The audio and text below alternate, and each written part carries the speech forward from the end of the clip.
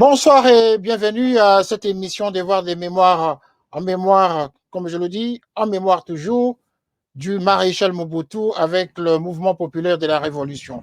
Nous sommes tous Zaïrois, nous resterons Zaïrois, nous avons été Congolais, nous sommes revenus Zaïrois et revenus Congolais. Voilà, c'est l'histoire du Congo démocratique que nous allons justement essayer de raconter ce soir. Comme vous le savez tous, le 20 mai 1967, un homme a créé un parti politique. Le maréchal Mobutu, celui-là que l'on appelait à l'époque le colonel Mobutu.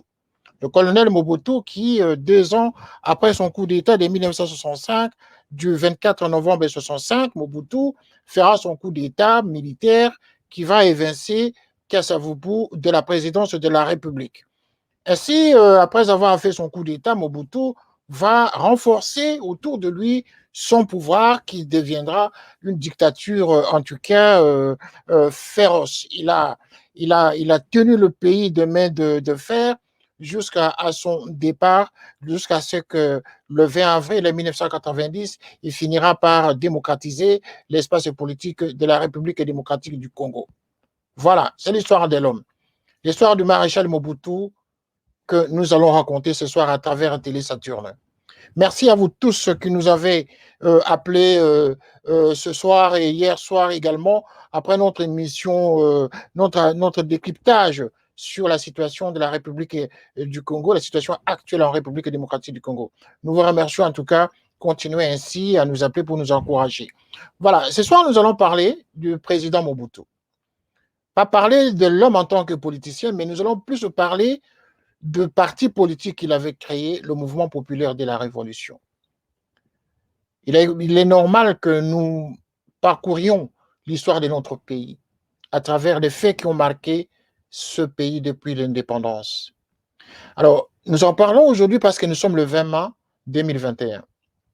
Et donc, il y avait eu un grand événement au Congo, en République du Zaïre, plus tard, la création du mouvement populaire de la Révolution. Pourquoi le maréchal Mobutu, le président Mobutu, le colonel Mobutu à l'époque avait créé ce parti politique? Effectivement, après avoir évincé tous ses amis, après avoir fait les différents coups qu'il avait menés autour de lui, des connivences, et bien sûr, avec les Occidentaux, ceux qui l'ont soutenu.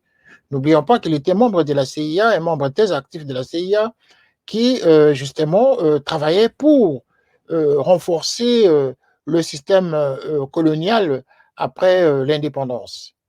C'est autour de Mobutu que tout tournait pour pouvoir pérenniser la politique occidentale sur ce pays-là, le Zaïre, le Congo, Léopoldville. Le président Mobutu va tenir le pays, avec son système de main de fer, le mouvement populaire de la Révolution qui deviendra plus tard le parti-État, confusion entre l'État et le parti politique, c'est-à-dire qu'on naissait membre du MPR et on mourait membre du MPR. C'est cela. Paix, justice et travail n'est qu'une devise de la République du Zaïre. Mais avant de parler des effets négatifs ou des éléments pervers de l'homme, il va falloir quand même qu'on évoque ce soir les points positifs qu'a mené cet homme. Si on avait eu, on ne peut pas avoir dans la vie d'une personne que de points négatifs dans son comportement ou dans son parcours politique. Le maréchal Mobutu avait posé quand même des actes qui ont marqué notre génération. Nous qui sommes nés sous ce régime, nous qui sommes nés dans les années 60, ceux qui ont connu ce régime, qui ne sont nés, qui en ont grandi que pendant Mobutu. Nous en faisons partie. Nous avons vécu sous Mobutu, nous avons grandi sous Mobutu et nous n'avons connu que Mobutu. Il est normal que nous en parlions. Évidemment, les autres sont venus après, mais nous avons vécu le pouvoir de Mobutu et nous en sommes en tout cas obligés d'en parler pour pérenniser l'histoire. Chacun devrait parler, donner son commentaire sur une parcelle des connaissances qu'il a sur le régime du maréchal Mobutu. Eh bien, le président Mobutu a posé beaucoup d'actes positifs dans ce pays. avec son parti, le MPR. Déjà, pour commencer, on naissait membre du MPR. On était membre du MPR à la naissance. Parce que déjà, le parti était un parti-État. C'est-à-dire que l'État était confondu dans le parti. Le président Mobutu, c'est un homme qui a défendu le Zaïre à l'extérieur et à l'intérieur.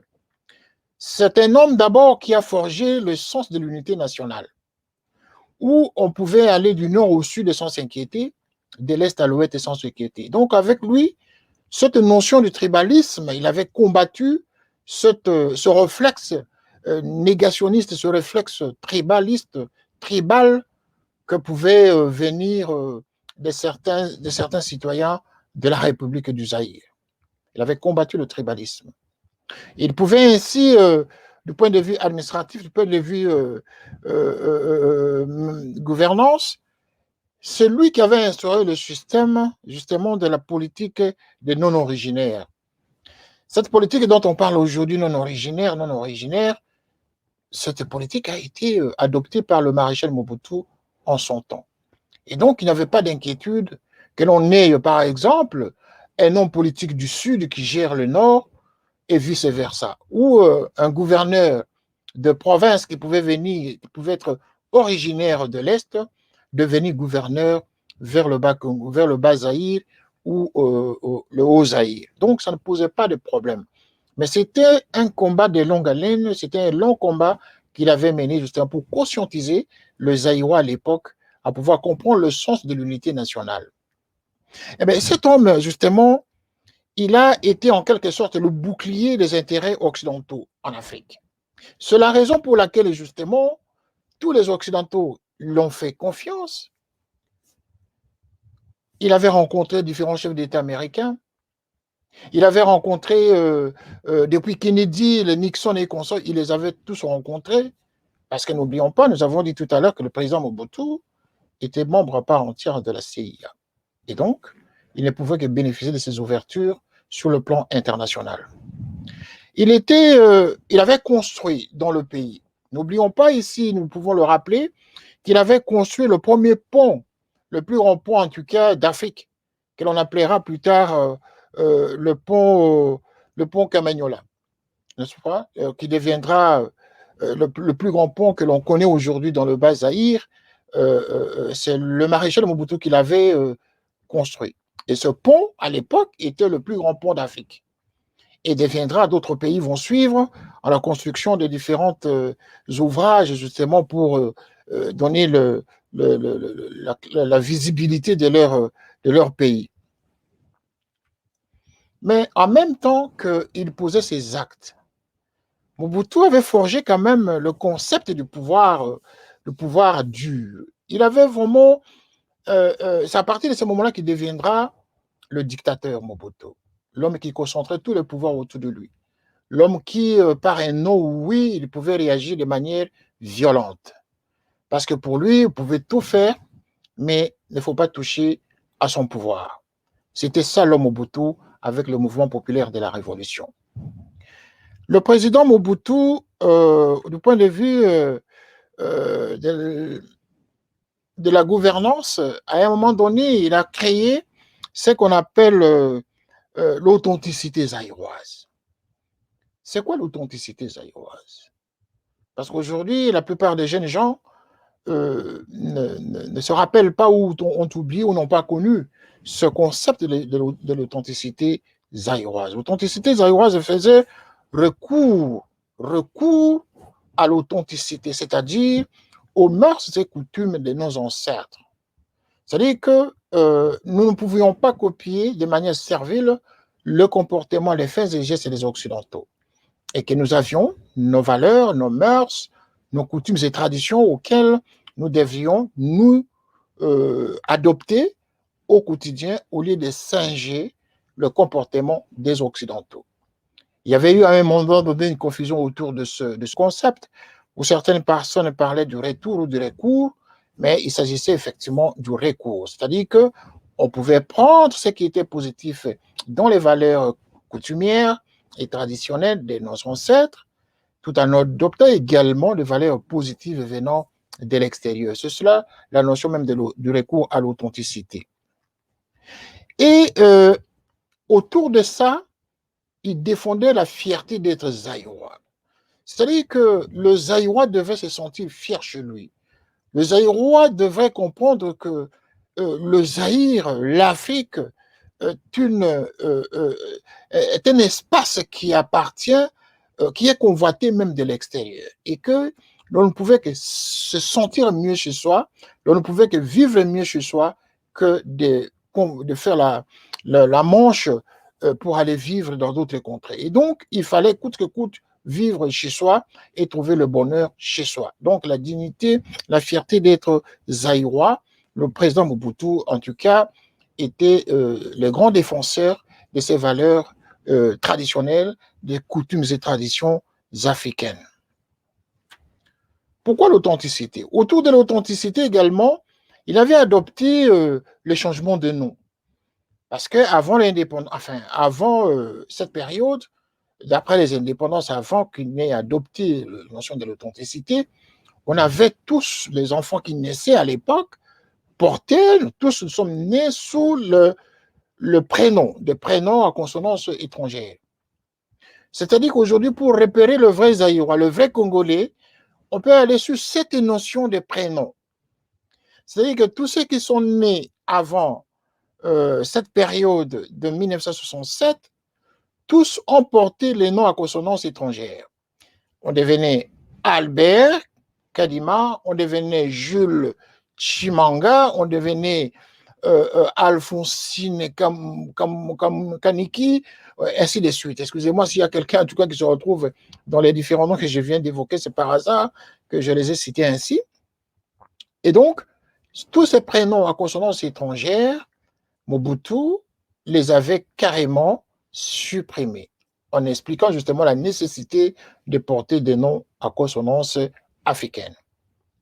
Pourquoi? Parce que pour cette défense philosophique, il a expliqué qu'en fait, à partir du moment qu'une personne porte le nom qui n'est pas lié avec son entité spirituelle, cet enfant ou cette personne perdait automatiquement la sève qui reliait son esprit. Et donc, il n'est pas normal que l'on naisse en Afrique, que l'on ait un ancêtre qui soit gaulois, par exemple, qui porterait le nom de Pierre ou de Jacques. Ce n'est pas normal qu'un Africain ou un Congolais ou un Zaïrois à l'époque qui naisse dans les fonds du Zaïre, qu'on lui colle le nom de Jules ou de Paul ou d'Adrien ou de tous ces noms, c'est-à-dire ça rompait complètement avec l'identité spirituelle de chaque personne, de chaque citoyen zaïrois. Donc, il fallait coûte que coûte que le zaïrois garde son identité culturelle, son identité spirituelle en défendant justement la sève qui nourrit son être. Voilà, il est parti de cette philosophie et plus tard, ça a évolué jusqu'à ce que justement, finalement, ceci ne lui a pas profité parce que ça n'a pas été mis en valeur tel que cela a été défini au départ. Le changement de nom a été énaqué parce qu'à partir de ce changement de nom, lorsque en 1900, il va instaurer ce système vers 1973 avec l'authenticité zaïroise, tous les enfants qui sont nés à partir de cette période, dans leur certificat de naissance, ils ne portaient pas les noms à consonance étrangère.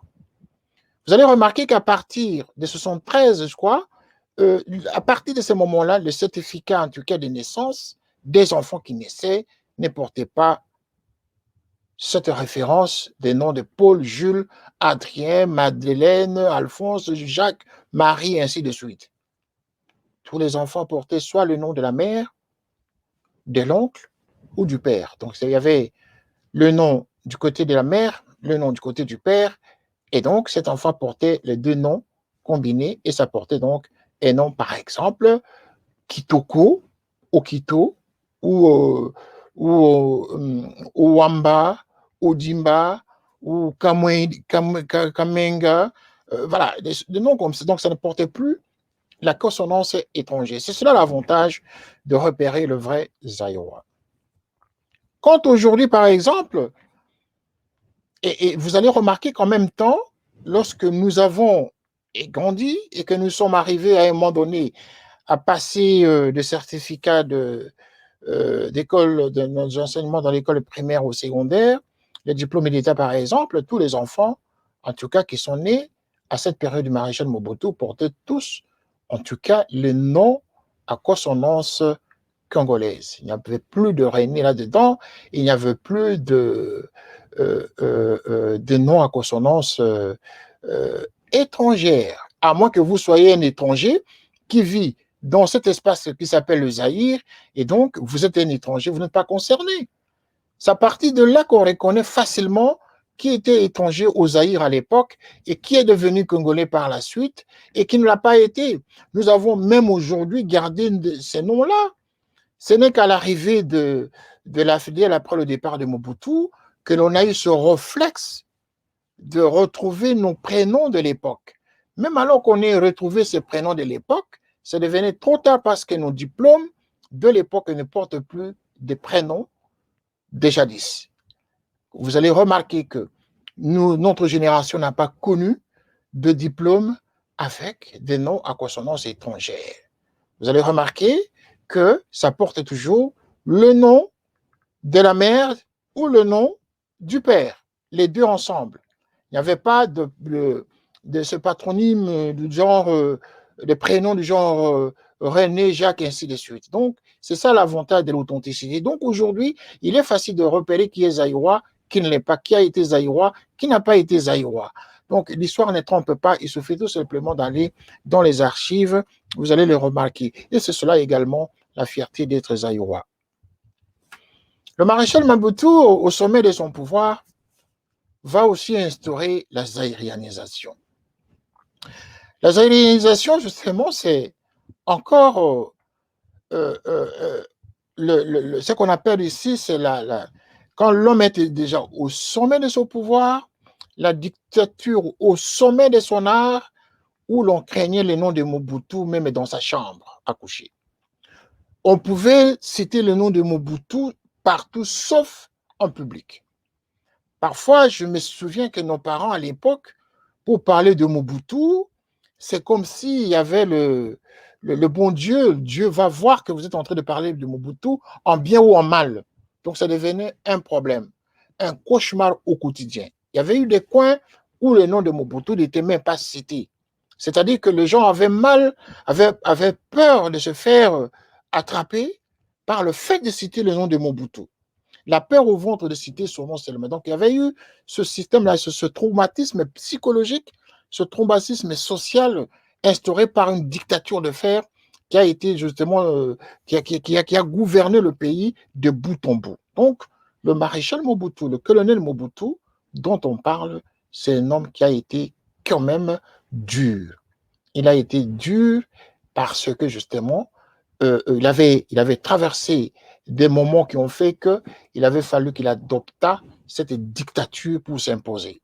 De contestation en contestation depuis 60, et donc cet homme n'a échelonné que de cette façon pour s'imposer au pouvoir en adoptant cette politique de main de fer. La zaïrisation avait eu beaucoup de désavantages.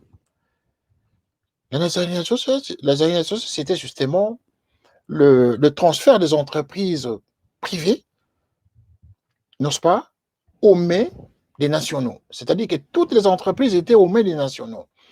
Toutes les sociétés étrangères, toutes les entreprises qui étaient gérées par des Blancs, des Grecs, de Portugais à l'époque, ou de Belges, tout le monde devait être subalterne par rapport aux Zaïrois. C'est ainsi que le système de PDG va naître. Et donc, il pouvait nommer quelqu'un PDG aujourd'hui, même sans expérience, il venait gérer une entreprise. Il y avait eu plusieurs entreprises à l'époque. Vous avez l'OTCZ qui a été créé par Mobutu, vous avez la STK, Société de transport de Kinshasa, vous avez la FIKIN, que vous voyez, la Foire internationale de Kinshasa, vous voyez la GECAMINE, que vous voyez aujourd'hui, c'est les Mobutu, justement, avec son système, qui a commencé déjà à faire effondrer la GECAMINE. Vous avez l'Air Zaïre, pareil, a connu ce coup de massue par rapport à la gérance du maréchal Mobutu. Vous avez la CCIZ, vous avez le domaine de l'Ancélé, la sidérurgie de Maluku, la Sotraz et la Banque du Peuple. C'est autant comme ça de sociétés qui ont été créées sous le maréchal Mobutu. Le colonel Mobutu, parce qu'il s'agit de lui, lorsqu'il prend son pouvoir, eh bien, le colonel Mobutu n'était pas un saint. Le colonel Mobutu n'était pas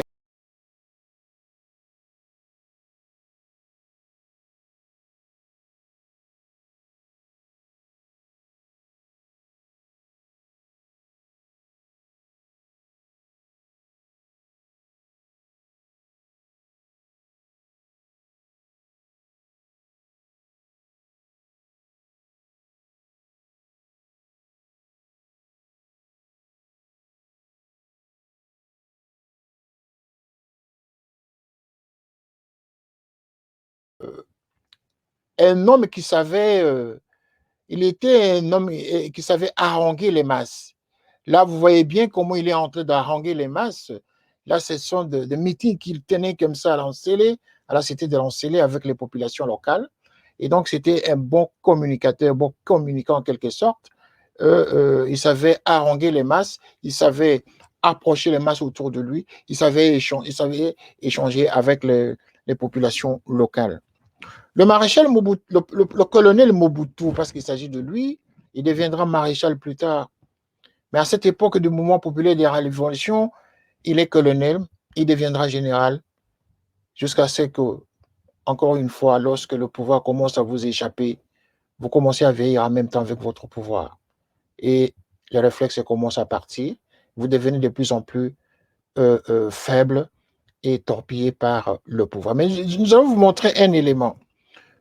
Au sommet de son art, au sommet de sa dictature, il avait un ami, un grand ami qui s'appelait Étienne Tshisekedi, que vous voyez derrière lui. Derrière cette photo, vous pouvez remarquer un homme derrière Mobutu.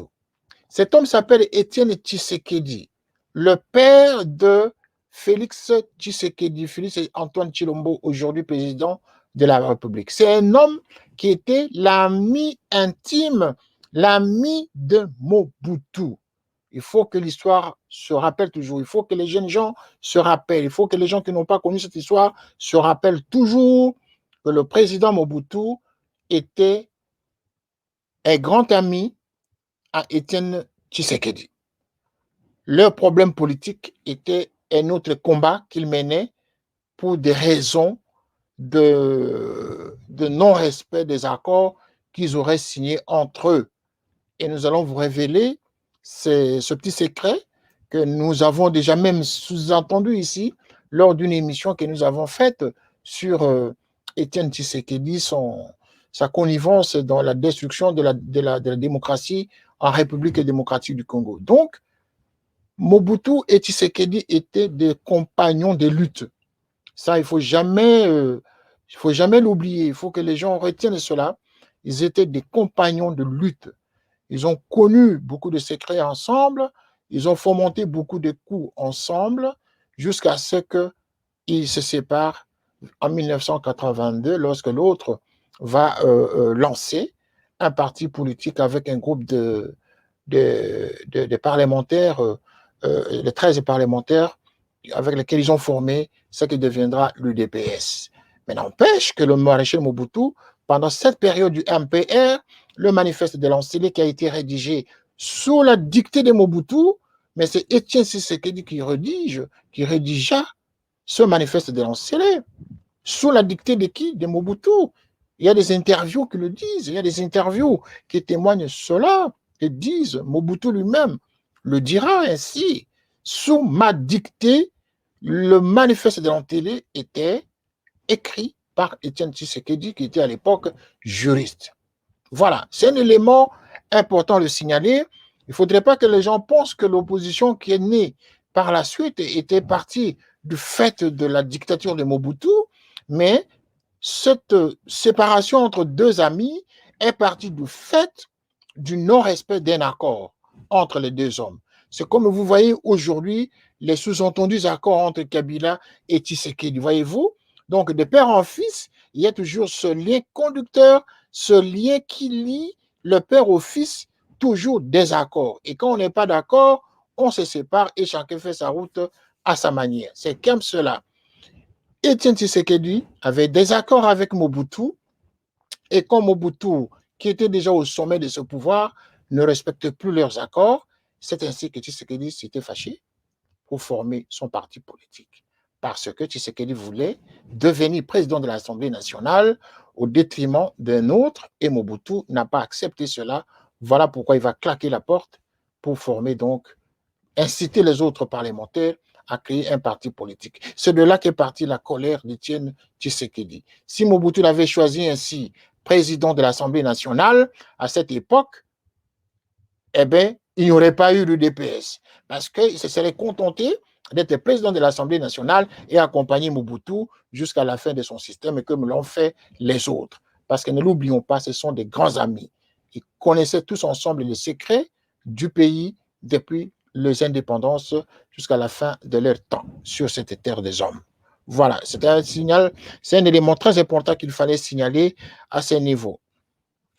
Le maréchal Mobutu, toujours, dans la quête de bien faire les choses au Zaïre, il avait ici instauré un système que l'on avait appelé opération Retroussons les manches. Cette opération Retroussons les manches était salvateur parce qu'il voulait que les gens travaillent. Il voulait pousser les gens au travail. Il voulait que les Zaïrois travaillent. L'opération que l'on avait appelée Salongo, qui se passait chaque samedi après-midi entre 14h et 15h ou 16h, je crois, mais tel que le Salongo s'opérait en tout cas chaque samedi à des heures où tout le monde était concentré à travailler pour mettre de la propreté devant sa parcelle. Voilà, il y avait eu la propreté à l'époque dans le pays, dans les grandes villes, les grandes agglomérations également ont connu la notion de la propreté sous le maréchal Mobutu avec cette opération Retroussons les manches pour mettre la propreté un peu partout. Mais l'opération Retroussons les manches, c'est aussi aller au champ, il faut travailler, il faut aller à l'agriculture, il faut travailler pour nourrir sa famille, il faut travailler, il faut cultiver la terre. Mobutu avait introduit ce système-là, Salongo, opération Retroussons les manches. Et donc, il y avait eu quand même des acquis positifs avec cet homme. Il y avait eu quand même des acquis positifs avec le maréchal Mobutu, un homme travailleur, un homme qui a su justement redorer l'image du Zaïre, un homme qui a voulu que les Zaïrois se prennent en charge, un homme qui a développé le discours lumumbiste. Tout ce que Mobutu faisait à l'époque, c'était le discours, les valeurs lumumbistes qu'il était en train de mettre en place, mais il le mettait très mal parce que ce n'était pas l'œuvre de ses pensées. C'est la raison pour laquelle il allait dans tous les sens, il ne savait pas comment le faire, et donc son mentor qui était Mobutu, dont il a été parmi les bourreaux, n'est-ce pas? Et donc, Mobutu n'a pas su orienter les idées de Patrice Emery Lumumba qui était son maître en pensée. Voilà, donc, voici quelques acquis. Également, le maréchal Mobutu, pendant son règne quand même. Pendant son règne, vous savez, nous avons connu, nous étions encore très jeunes, mais on avait vu ça, Mohamed Ali à Kinshasa. Mohamed Ali à Kinshasa, c'était un grand événement. Voilà, Mobutu avec Mohamed Ali à Kinshasa, c'était un grand événement qui a été adjubé par la plupart des gens. Et donc, c'est très intéressant de considérer que le maréchal Mobutu, en son temps, avait fait ces grands événements pour faire plaisir justement au peuple zaïrois à l'époque, qui cherchait comment ouvrir le Zaïre à travers le monde. Donc, le président de la République Mobutu, cet homme qui a donné de la valeur, qui a mis le Zaïre sous la lumière à l'époque, mérite du respect. Le Zaïrois d'aujourd'hui mérite, il est anormal que l'on ne parle pas suffisamment du président Mobutu. Si aujourd'hui nous pouvons parler des hommes politiques dans cet espace que l'on appelle le Congo ou le Zaïre, eh bien, l'honneur devrait revenir au maréchal Mobutu. Si aujourd'hui on est en train de fabriquer des héros nationaux dans ce pays, même ceux qui n'ont pas mérité être héros nationaux deviennent des héros nationaux, eh bien, il va falloir que la primeur revienne également au président de la République Mobutu, dont toute une autre génération n'avons connu que Mobutu. Nous avons évolué sur Mobutu. Figurez-vous que sur Mobutu, les enfants pouvaient aller à l'école le tour de l'après-midi, le tour de l'avant-midi et de l'après-midi, et pendant ces temps, il y avait eu la collation à l'école. Savez-vous qu'au temps de Mobutu, on pouvait avoir la bourse scolaire? Savez-vous qu'au temps de Mobutu, il est vrai que la plupart développent des argumentaires en disant qu'il avait bénéficié justement des avantages liés à la période post-coloniale parce qu'il y avait encore un équilibre financier par rapport à la gérance d'après les indépendances. On peut comprendre. Mais il est vrai que sous Mobutu, nous pouvions aller à l'école. Même jusque dans les années 80, il y avait eu des bourses d'études. Mais qu'est-ce qui a fait que par la suite, ceci n'est pas possible? Donc, il est anormal que l'on parle des chefs d'État, que l'on parle des hommes d'État dans ce pays et que l'on n'évoque pas le nom du maréchal Mobutu. Nous qui avons connu Mobutu, quoique il ait mené une politique de main de fer, mais c'est aujourd'hui qu'on comprend la nécessité du maréchal Mobutu, l'importance de l'homme. C'est aujourd'hui qu'on comprend finalement que cet homme a été important pour nous, pour ce pays.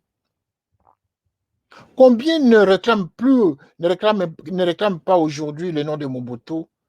Combien de gens ne font pas de prières nuitamment pour dire « Oh, si Mobutu était là ». Avec la situation que nous connaissons aujourd'hui dans ce pays, mais c'est tous les Aïrois qui pensent que si Mobutu était vivant, il aurait stoppé net l'insécurité à l'est du Congo. Mais hélas, l'homme a fait son temps. Mais pourquoi alors les autres n'ont pas suivi ses pas? Vous qui êtes au pouvoir, pourquoi ne pas prendre l'exemple de cet homme? Quoique dictateur, vous voulez le mettre dans une catégorie d'un dictateur, d'un diable, d'un démon, mais somme toute, il avait laissé des valeurs dans ce pays. Comparons la dictature de Mobutu à la période que nous vivons aujourd'hui dans ce pays. Si nous devions faire aujourd'hui la balance. Si les Eurois pouvaient faire les sondages pour poser la question de savoir quelle période seriez-vous capable de supporter aujourd'hui? La période d'occupation du Congo, de la période de la dictature de Mobutu. Quelle est la période qu'il faut adopter pour que le Congo aille mieux? Je vous assure que vous aurez plus de 80% qui vont voter le système Mobutu. Parce qu'au moins avec lui, il y avait la sécurité. Parce qu'avec lui, le maréchal Mobutu pouvait aller au front. Parce qu'avec lui, c'est clair que le guide de la révolution authentique, c'est comme ça qu'on l'appelait. Voilà l'homme. Quand le pays était menacé, il était au front. Voilà. Quand le pays était agressé, le maréchal Mobutu était au front. Il était militaire, bien sûr. Il était militaire, mais il pouvait mettre sa tenue militaire pour aller défendre le pays, l'intégrité nationale. Lorsqu'il y avait eu cette guerre du Chabat 1, Chabat 2, nous étions encore très jeunes, mais nous entendons dans les messages de radio à l'époque, comment le président de la République partait au Chabat pour combattre les mercenaires, enfin les Katangais, enfin les Katangais, c'est pas moi les Katangais, les rebelles Katangais qui voulaient faire l'insurrection, qui faisaient l'insurrection au niveau du Katanga. Effectivement, il y avait eu à l'époque Giscard qui avait soutenu le président Mobutu à l'époque avec l'armée française qui est venu justement donner un coup de pouce pour chasser donc ces Katangais qui voulaient faire la guerre. Mais non, parce qu'il y avait eu la guerre au Chabat. Chabat 1, Chabat 2, mais il est vrai que lorsque lui-même, en tant qu'officier militaire, a compris la nécessité d'aller au fond, il était au fond. Ça, on ne peut pas le lui régner. Le président Mobutu était un homme courageux, qui le montrait par des actes pour défendre son pays. Mais quel est ce pouvoir que nous avons connu avec un soi-disant, comment on appelle ça, le président Kabila, je ne sais pas s'il avait quelle fonction dans l'armée, lieutenant général, je crois, c'est pas moi, ceux qui connaissent, mais on le fait passer pour un militaire, mais un militaire qui n'est jamais allé au front. Un militaire qui n'a jamais porté ses bottines pour aller au front.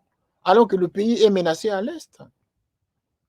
Voilà, cette comparaison est nécessaire d'évoquer parce que les gens doivent comprendre d'où nous sommes partis et où nous sommes et où nous allons.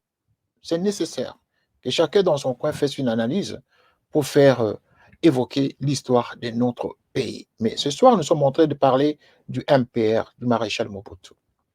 Le président Mobutu, parce qu'il en sera ainsi toute notre vie, il était le président de ce pays. Il était le président de la République du Zaïre pendant 32 ans. Il a instauré la démocratisation de ce pays. Il a remis la démocratie au peuple. Il a instauré, il a remis, il a restauré la démocratie dans cet espace, dans l'espace politique du Congo. Pourquoi ne pas lui reconnaître cette notion de père de la démocratie? À qui est-ce que vous allez attribuer le prix du père de la démocratie si les Congolais étaient honnêtes avec eux-mêmes? Père de la démocratie. Quand vous dites si c'est que du père de la démocratie, franchement, alors les Congolais ne comprennent pas ce que c'est la démocratie.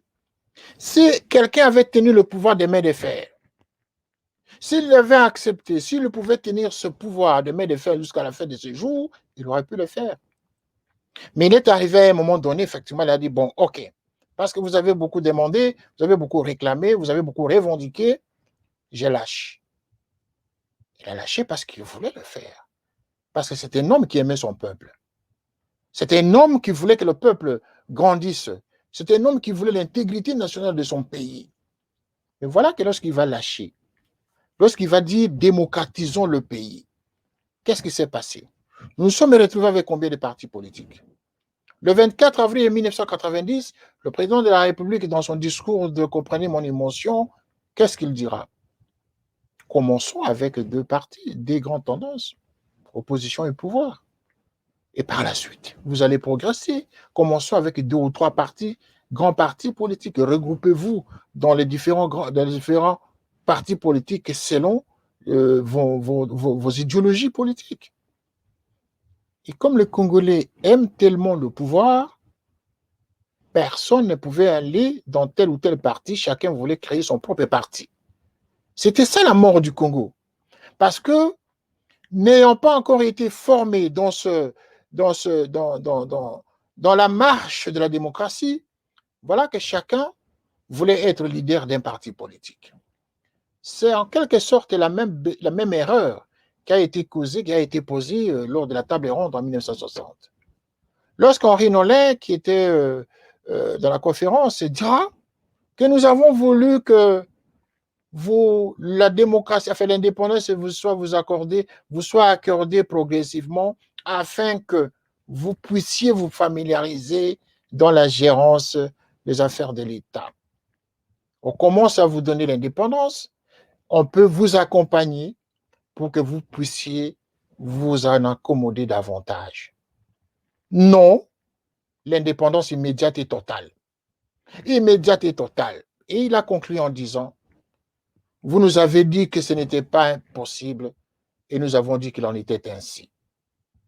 C'est Henri Nolin qui va le dire à la table ronde. Parce que le Zaïrois, le Congolais voulait coûte que coûte gérer son propre pays, même sans expérience. C'est la même chose. Le 24 avril 1994, le maréchal Mobutu, comprenez mon émotion, il dira presque la même chose. Commençons avec 2 ou 3 partis, que les Zaïrois se rassemblent, se regroupent selon les idéologies des partis politiques pour que nous puissions avancer progressivement vers la démocratie. Toujours les Zaïrois n'acceptent pas la position de l'autre, le point de vue de l'autre. Chacun voulait être dirigeant, voulait être chef. Et le Zaïre se retrouvait avec plus de 400 partis politiques à l'espace de 6 mois. Tout le monde devait être leader. Tout le monde voulait qu'on l'appelle président d'un parti politique. C'est ça, le Zaïre. C'est ça, la gabegie financière. C'est comme cela que finalement, le Zaïre ne s'est pas retrouvé dans beaucoup de choses, n'a pas connu des avancées significatives sur le plan démocratique. Parce que le Congolais, le Zaïrois, n'est pas reconnaissant, n'est pas humble, ne sait pas se définir par rapport à certaines valeurs. Voilà pourquoi, en tout cas, le Zaïre, quelquefois, pose problème au niveau de ses avancées. Le maréchal Mobutu va poser un acte très significatif. Mais ne l'oublions pas toujours de dire que cet homme était un père de famille. C'est un homme qui était très famille, c'est un homme qui aimait sa famille. Voilà, le maréchal Mobutu avec sa famille. Ici, dans les années 60, vous voyez, ses premiers enfants. Voilà. Là, nous sommes dans les années 60, après son coup d'État, lorsqu'il deviendra président de la République. Et donc, il va poser beaucoup d'actions dans ce pays qui s'appelle le Zaïre. Voilà. Qu'est-ce que nous pouvons encore dire d'autre ce soir? Je rappelle que vous êtes en train de regarder cette émission Devoir des mémoires que nous avons voulu dédier en mémoire du mouvement populaire de la révolution du président Mobutu. Et ce parti politique est lié à l'homme. Voyez-vous que lorsque le maréchal du Zaïre va disparaître, le maréchal va s'en aller la main dans le cœur avec des larmes lorsqu'il va quitter la direction du mouvement populaire de la révolution. Comprenez mon émotion, avait-il dit le 24 avril 1990. Pourquoi ne pas considérer cette date comme étant la date de la démocratisation du Zaïre, du Congo? Pourquoi ne pas considérer cet homme comme étant le père de la démocratie au Zaïre, au Congo démocratique?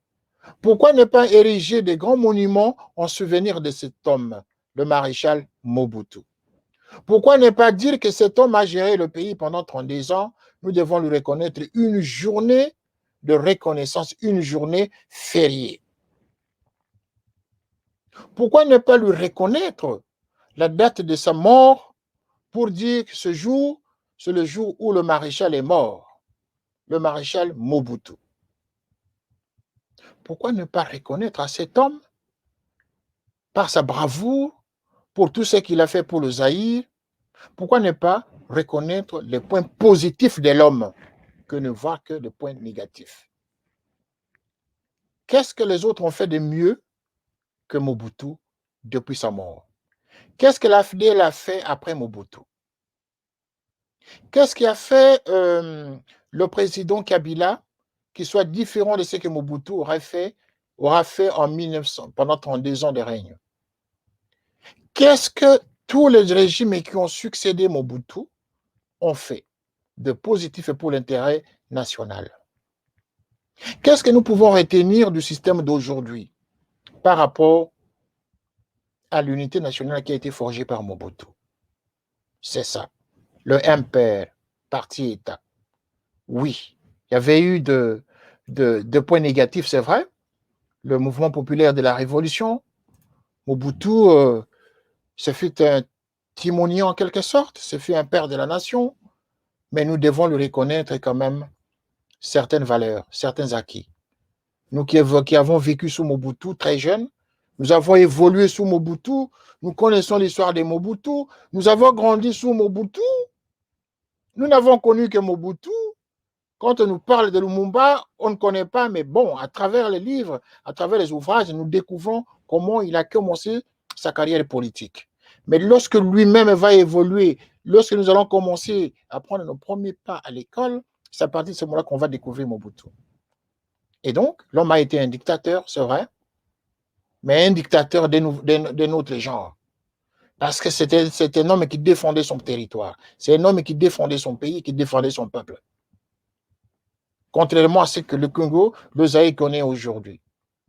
Le mouvement populaire de la révolution, le MPR, oui, tous Zaïrois à l'époque étaient membres du MPR, parti-État. On essaie aujourd'hui, on était automatiquement membre du mouvement populaire de la révolution. Oui. Sur cet angle-là, on peut considérer une dictature. Mais sous un autre angle, c'est aujourd'hui qu'on comprend les avantages et les avancées que le maréchal Mobutu avait engagé avec ce mouvement populaire de la Révolution. Le sens de l'unité nationale. Le tribalisme qui a été combattu. On pouvait partir du nord au sud sans demander un visa dans notre territoire zaïrois, congolais. On pouvait aller de l'est à l'ouest. Personne n'allait vous poser la question d'où vous venez, de quelle tribu vous venez. Non, tout le monde était chez lui. C'est ça, le maréchal Mobutu. Voilà. Ce n'était qu'un coup de cœur, ce n'était qu'une façon de faire un rappel de l'histoire en faisant ce petit élément, devoir des mémoires. Mais ce week-end, nous allons faire une grande émission autour du mouvement populaire de la Révolution avec des invités qui vont être autour de nous en duplex, où nous allons vraiment parler longuement sur cette journée du mouvement populaire de la Révolution. Comme nous sommes le 20 mai aujourd'hui, il était nécessaire qu'à la rédaction de Télé Saturne et des Canal 54, nous en parlions pour justement annoncer la couleur avant ces grands débats que nous allons faire ce week-end autour du mouvement populaire de la Révolution. Nous allons parler des acquis de ce mouvement populaire de la Révolution et nous allons parler également de messages, différents messages que le maréchal Mobutu avait laissés à son peuple zaïrois. Mais voilà, le colonel Mobutu.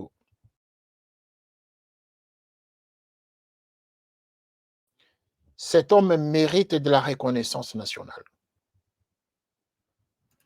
Cet homme mérite de la reconnaissance nationale. Le Congolais devrait reconnaître que cet homme avait existé. Les Congolais ne devaient pas continuer toujours à diaboliser cet homme. Les Congolais ne devaient pas toujours continuer à penser que Mobutu n'était que le diable qui a gouverné ce pays, qui a géré ce pays. Parce que ceux qui l'ont succédé n'ont pas fait mieux que lui. Au contraire, ils n'ont fait que empirer, ils n'ont fait que détruire de plus en plus ce pays. Nous avons des résultats qui parlent d'eux-mêmes. La balkanisation qui commence, dont on est victime aujourd'hui, c'est à cause justement du nouveau système qui pensait faire mieux que Mobutu, alors qu'il y avait d'autres agendas cachés autour de l'AFDL qui venait, soi-disant, pour libérer les Zaïrois de la dictature, pour imploser, pour instaurer un autre système inédit, un système que l'on appelle actuellement par tous les noms, le système d'occupation. Et alors après, allons-nous décréter un jour de l'occupation? C'est une journée de l'occupation que les Congolais avaient célébrée il y a quelques jours, là, où on en a fait une journée fériée, le 17 mai 1997. C'est une journée de l'occupation. Au lieu de dire journée de la libération, on n'a jamais libéré le Congo. C'est une journée de l'occupation du Congo, tout simplement. C'est le régime d'occupation qui est venu s'installer après le départ de Mobutu. C'est le régime d'occupation qui entre au Congo en 1997 avec Laurent Désiré Kabila, avec tous les Rwandais qui l'ont accompagné, avec lesquels il a signé des accords dont on ne cesse de répéter, ces accords de l'Émirat, dont il n'a pas eu le courage de dévoiler au peuple congolais, dont il a laissé les gens dans le suspense, dans l'ignorance complète. Et ce sont ces bourreaux, ceux qui l'ont accompagné, qui ont révélé ces accords pour dire nous faisons la guerre à cause des accords que nous avons signés ensemble. Voilà le vrai problème que le Congolais connaissent aujourd'hui. Oui, les accords de l'Émirat ont existé. Que personne ne dise que ces accords n'ont pas existé. Nous avons fait des enquêtes à notre manière, nous sommes des journalistes. Nous avons été à l'est du Congo, nous avons participé, pas participé en tant que rebelles, nous y avons été en tant que journalistes pour faire des enquêtes. Et on a réussi à parler à beaucoup de gens, à beaucoup d'acteurs de ces différentes rébellions de l'époque, que ce soit l'AFDL, en passant par le RCD, toutes les tendances du RCD. Voilà, on connaît des secrets. Donc, les accords de l'Émirat ont été signés. Kabila en est responsable. Kabila l'auront désiré, on est responsable. Joseph Kabila en est responsable de ces accords de l'Émirat. C'est la raison pour laquelle il n'a jamais été au front. Il n'a jamais pris le courage de mettre ses bottes, ses bottines et sa tenue militaire pour aller au front, donner l'exemple aux militaires congolais, aux FARDC. Il n'a jamais été dans cette tenue pour dire allons-y au front. Par contre, nous avons des vaillants combattants, les Mbouza Mabé, qui sont allés mourir au front. Voilà. Les Mamadou Ndala sont allés mourir au front. Les Yakotumba sont allés mourir au front. C'est des vaillants combattants. Et lui-même qui s'est dit militaire formé en Chine pendant 2 mois seulement. Et d'autres vont vous dire 6 mois, peu importe. 6 mois, 1 mois, 2 mois. Ça ne fait pas de vous un général, un officier militaire. Voilà. C'est cela le problème, parce que c'était juste un civil. C'était juste un civil qui a bénéficié des avantages autour de lui, et c'est ainsi qu'il a porté la tenue militaire. S'il avait été un militaire formé, un militaire de carrière, cet homme serait au front, serait parti 1 seule ou 2 fois avec les FARDC pour montrer l'exemple pendant qu'il était au pouvoir pendant 18 ans. Voilà. Nous avons traversé la période de dictature, comme vous avez voulu le dire, définir Mobutu comme étant un dictateur, d'accord, mais le système que le Zaïre occupe, le Congo vit aujourd'hui, comment nous allons l'appeler? Vivons-nous la démocratie, l'oppression, la dictature, l'occupation ou la libération? Voilà la question que je laisse à votre portée. Cette question mérite une réflexion chez vous et nous allons revenir ici justement faire le grand débat que je vous invite à participer ce week-end autour de cette question. Sinon, ce soir, nous avons ainsi terminé avec le devoir de mémoire du 20 mai 1967 avec la création du mouvement populaire de la révolution du colonel Mobutu. Voilà. Merci d'avoir suivi ce devoir de mémoire. Merci en tout cas, nous avons voulu faire un clin d'œil au guide de la révolution du Zaïre, cet homme qui a fait quand même son temps en faisant en sorte que le Zaïre soit visible à travers le monde, cet homme qui a donné sa vie pour le peuple zaïrois, cet homme qui a fait des efforts justement pour combattre les menaces venant de l'extérieur contre le Zaïre à l'époque. Et donc, cet homme a instauré l'opération Retroussons les manches. Voilà, il pouvait être ce qu'il était, il pouvait être un dictateur, mais n'oublions pas qu'il a laissé des acquis qui méritent d'être évoqués pour l'intérêt des générations futures. Merci d'avoir suivi cette émission. Je sais que, voilà, nous avons des gens qui nous écrivent du Maroc, de l'Algérie même là, mais bon, voilà, nous avons beaucoup de réactions quand même là, tout à l'heure. Oui, merci en tout cas de nous écrire très loin. Nous voyons vraiment que vous êtes en train de nous suivre. Merci à vous tous qui nous écrivez. Suivez seulement le grand débat ce week-end où nous allons parler en plus d'1 heure sur le maréchal Mobutu. Nous ne pouvons pas faire passer cette date sans en avoir donné notre ton. Merci. À très bientôt sur Télé Saturne et dans les antennes de Canal Africa 54. À très bientôt.